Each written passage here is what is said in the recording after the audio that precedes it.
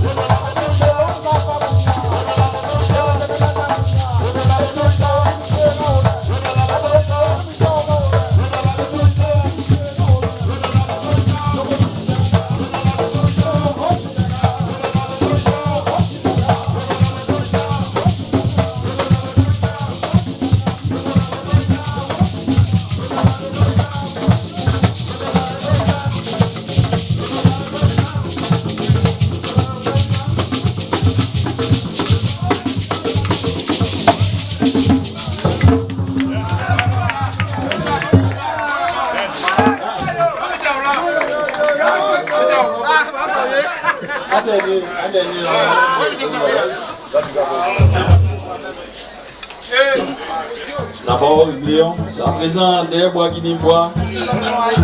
10 ans, monsieur. Vous avez une chanson aussi. Guadeloupe pas des mains.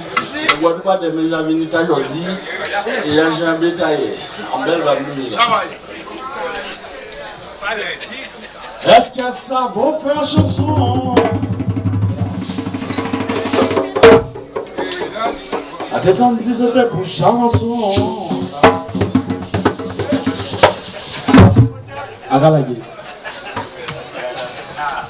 Bon dépôt, c'est ça. Il était à Canred. Parce qu'on chantait, c'est même quand on est long. Attention à ça.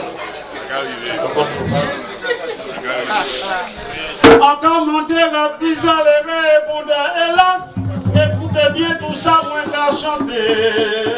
Encore monter la pizza, les répondeurs, chantez-il les répondants, va chanter soleil levant. Oulé, la la la la la la.